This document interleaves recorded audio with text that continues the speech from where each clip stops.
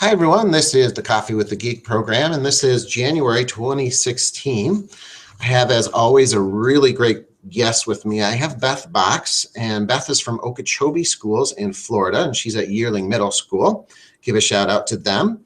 Her background in education is she went to Indian River Community College as well as the University of West Florida.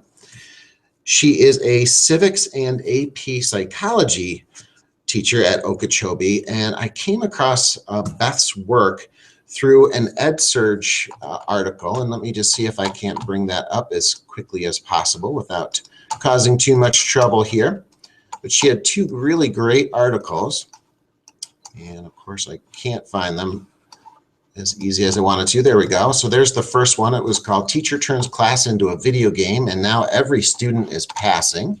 And then the Edsurge article I was referencing is When Turning Your Class into a Game is the Only Option. And Beth, thank you for joining me. And let me just stop sharing for a moment, get back to my comfortable hangout self. There we go.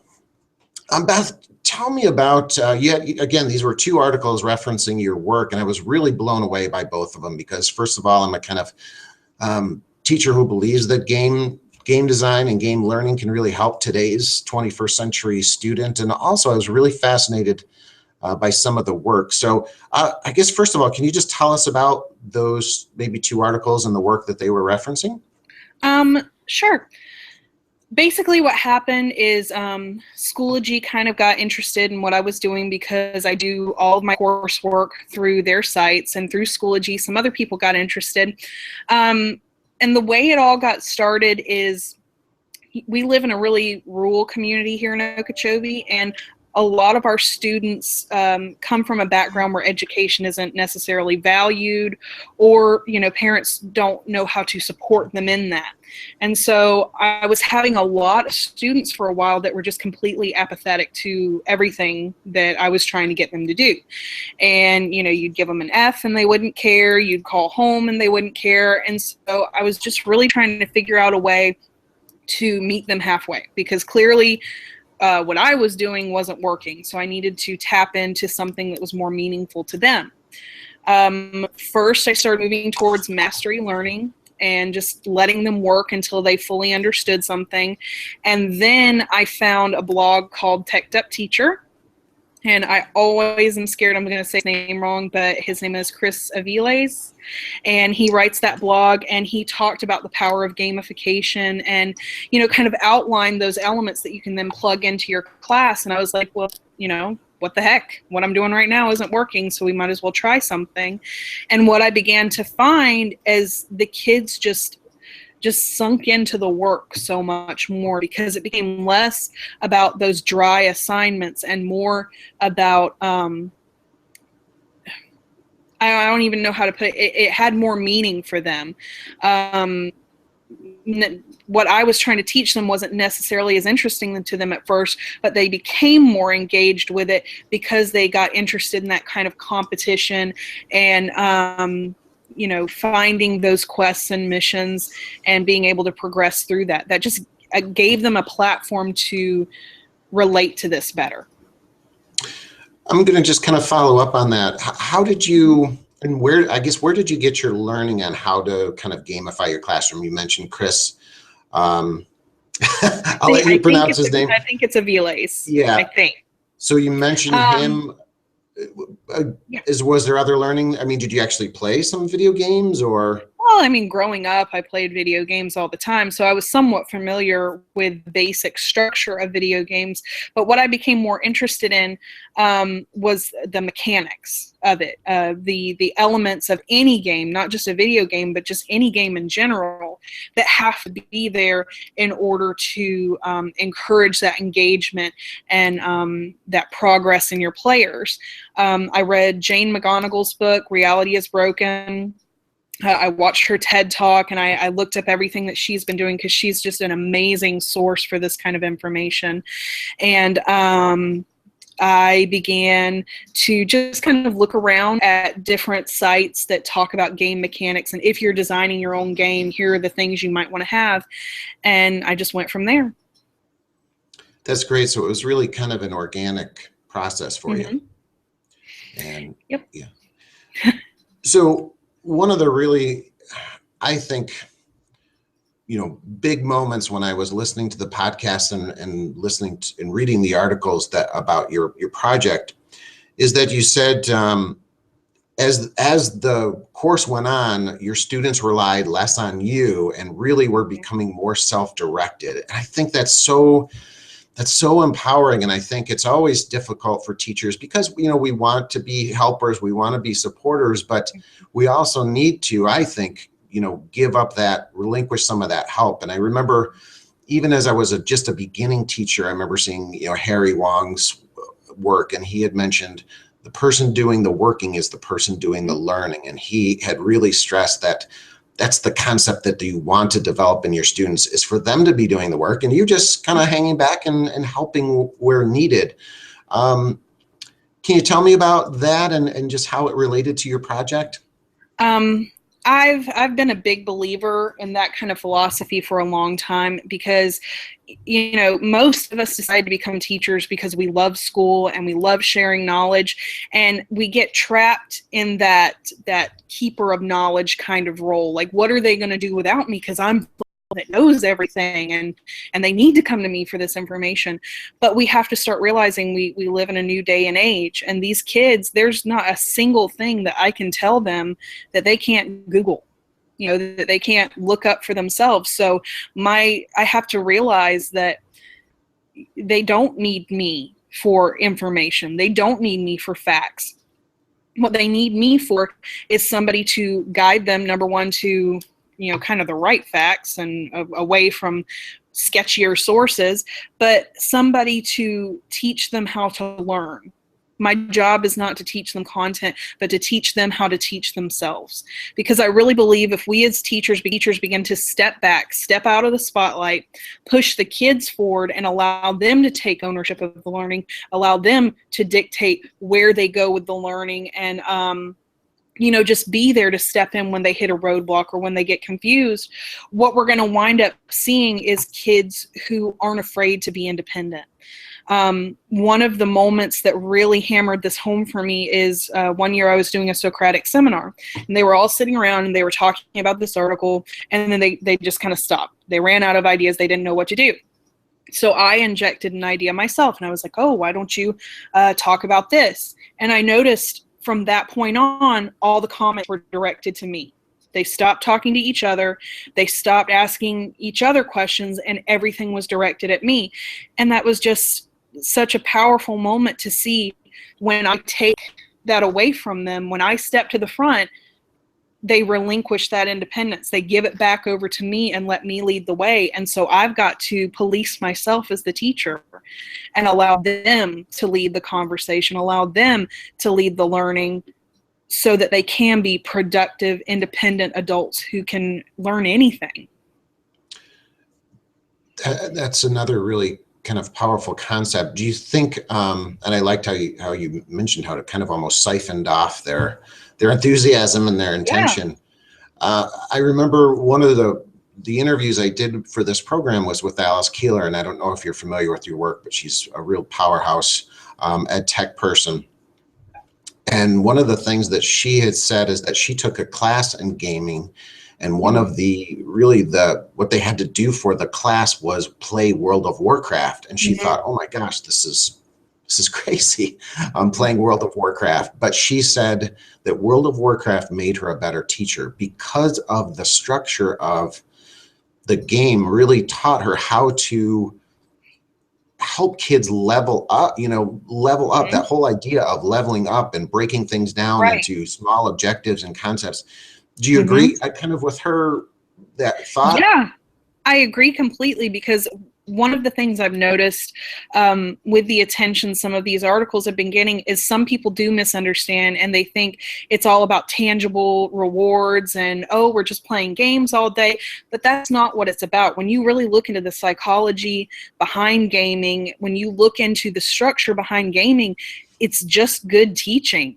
It's dressed up in all these crazy computer games and stuff like World of Warcraft, but when you break it down to its elements, it's all about giving somebody their objective, or their benchmark, if you're going to switch it over into school, telling them what they need to do to successfully meet that objective, and then allowing them to go through their quest or their mission and find what they need to accomplish that. And that's our job as teachers. We have our benchmark set before us, what the kids are supposed to learn. Our job is to tell them, in order to accomplish this benchmark, you need to be able to do X, Y, and Z. And then we set them off on their path to learn how to do X, Y, and Z. I mean, that's the essence of gaming. Well, and I think you hit on it, is the idea of the feedback loop. And I remember this again from my early teaching days. The quicker you can get feedback back to a student, the more chance you're going to have for sustainable learning, I guess is the best way to put it. Yes. And so maybe that's the real key piece that we need to think about with technology. You said you use Schoology as your platform, and does your district use it, or is it do you use like the teacher freemium account? Or I used to use the teacher free account, and then enough teachers in our district were using Schoology where they finally just broke down and they purchased the enterprise version. So we are a Schoology district now. And what I like about Schoology and just learning management systems in general is it allows you to provide that instant feedback. And, you know, we have a lot of kids that struggle. School is hard for them, and they are so used to turning something in and getting an F or a D on it and then moving on. And so for them, school is miserable because it's basically just constantly being told you're a failure, you're not good enough, you don't get this. And you know, I try and stress to my kids that's not how the real world works. If I do something for my principal and it's only 60% done, he's not going to say, well, you're a failure and you're fired. He's going to say, you need to finish the rest of this. So go back, work on it, and get it done. It may not be a positive conversation, but still, I will be encouraged to finish it. And being able to give them that constant feedback of, you're heading in the right direction, but this isn't done yet. You're missing this part and you're missing this part. I really need you to dig back into that and see if you can fill in those missing pieces. That is so powerful for those kids who struggle so much with school, because for the first time they're being given the time and the direction that they need to know what success is. And so many of them just give up on themselves and think that they're incapable of success, when really what it is they just need the time to get there and the guidance to get there. And that's been one of the most powerful aspects of this to me, to see kids who come into me so defeated and so convinced that they're stupid. And I hate it when they say that they're stupid and they're not going to get this. And then they become, you know, my top 10 of the leaderboard whenever I rank everybody every week, because they start to figure out, I can do this. I am capable of learning. And it's just from that constant feedback of, we're still working on this. Here's what you need to do. I know one of the big probably questions for a teacher maybe hearing this is, how much time did it take you to get this rolling? To get everything the way I wanted it to, it was just one whole summer. I just sat down at the beginning of the summer. I kind of sketched out in my notebook what I wanted to have. I laid everything out. I decided what would be the best assignments to go with each standard in order to make sure that they would be successful. And then I started assigning XP values and AP, and I just spent that whole summer building it from the ground up. What you sound like you're kind of a visionary in social studies education. So if you could maybe project out and be optimistic, what is your vision for the future of social studies education? I think, honestly, that we're kind of at a crisis point in education, where so many of us are holding on to the old way of doing things, but we have these kids who are coming in, this new generation that really doesn't think the same way that we do. And I'm not just talking about like opinions or things like that. I mean, fundamentally, their brains are different than ours are. And so we have to stop trying to force them to use methods that worked for us. they are different than we are, and so we need to work in a way that works for them. I think one of the biggest things social studies teachers, and really any content area teacher in general, can do is stop worrying so much about content, because anybody can learn the content if they know how to learn. And so our job needs to be focusing more on problem solving, flexibility, collaboration, literacy, all those little pieces that go together to make someone a learner.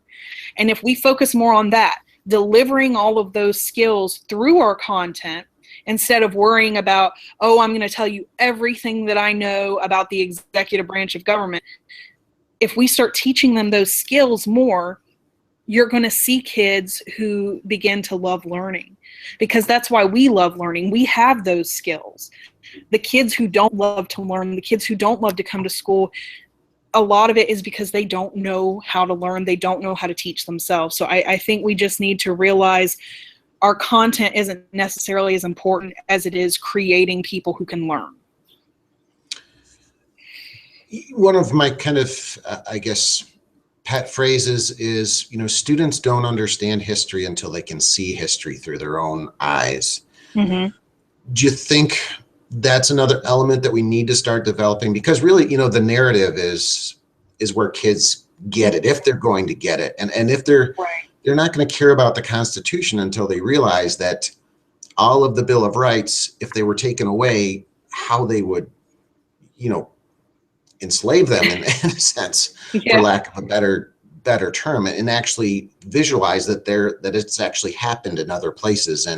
But you have to put yourself on that street in Amsterdam in 1944, to see Jews being taken away, or to read Anne Frank's diary in order to get it. And again, if I look back at my own learning, I've always loved history, but I know the two catches that got me, and one was Audie Murphy's Red Badge of Courage in black and white. And I just latched onto that and finally saw, wow, this is what the Civil War must have been like from his point of view. And also the diary of Anne Frank. I mean, just reading that book, it internalized it for me. And so I think with gaming and gamification, we can bring that level of narrative as well.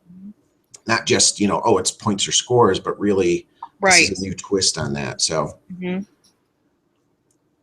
anything to add to that? Sorry, I kind of went off on my own jag there.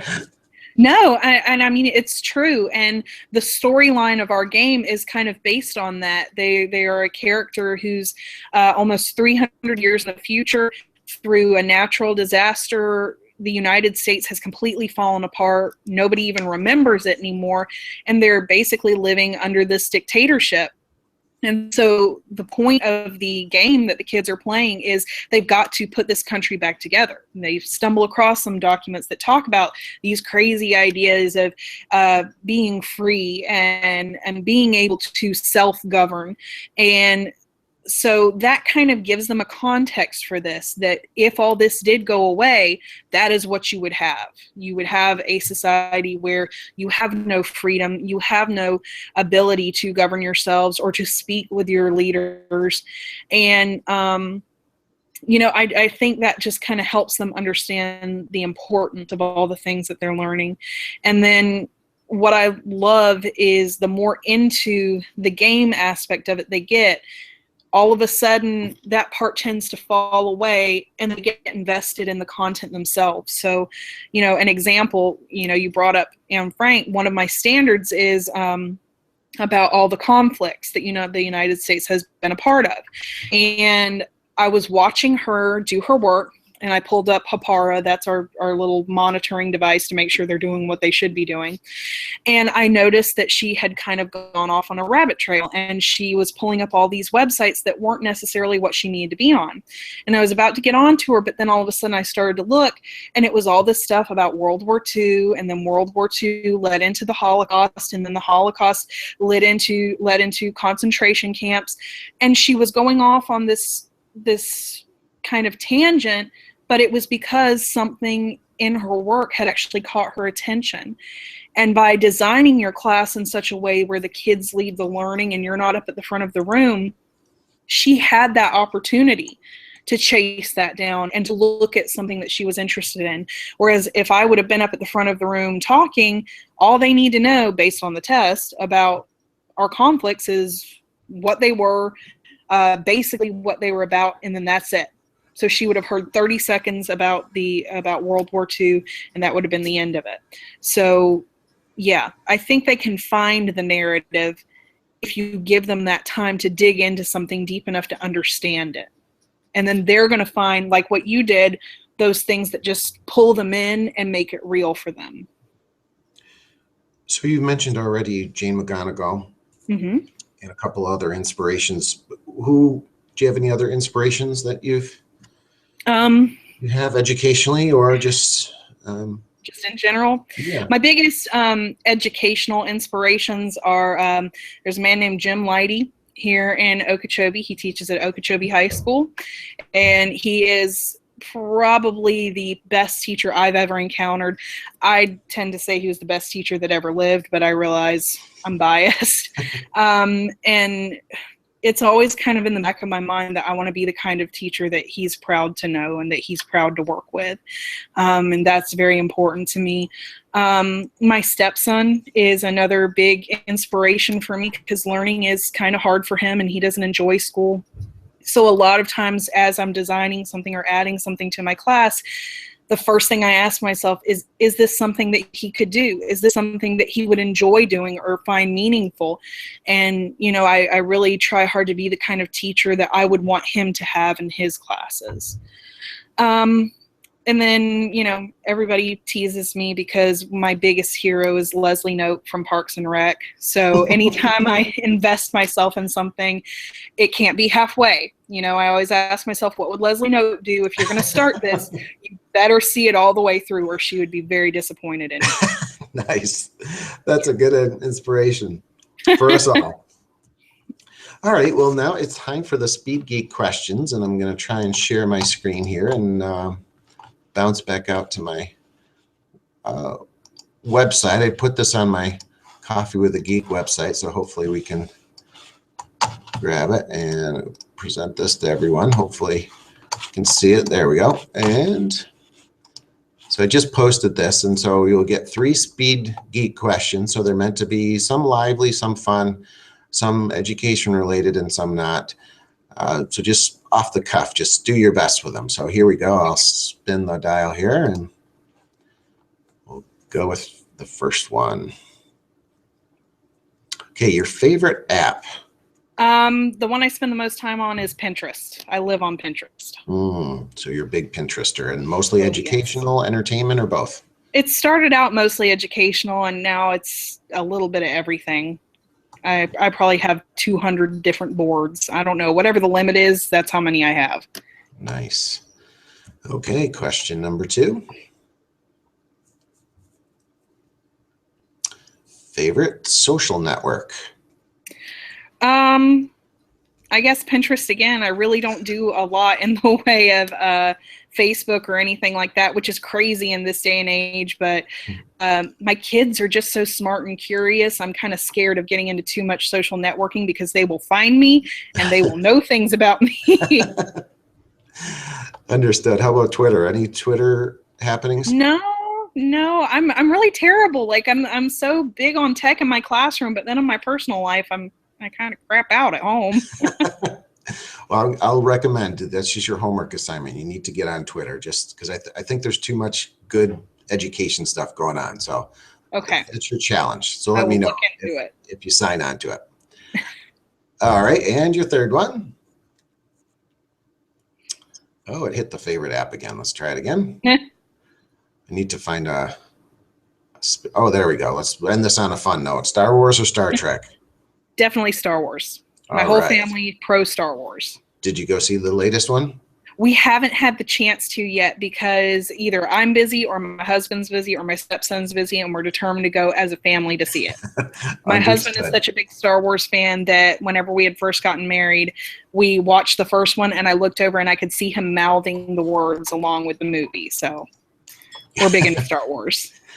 Understood. We are too. Yeah, you have to take the family. You can't just go by Mhm. yourself or in small groups. It's more fun to do it together. So, Yes. Beth, thank you so much. And as all of my guests, I pull off so much great ideas and inspirations, and you're a real inspiration. And I think you're doing great things. And I look forward Thank you. to seeing what you're up to. So feel free to stay in touch and keep me posted. Thank you so much. All right. Have a great night, and we'll You talk to too. you soon, I hope. All right. Thanks. All right.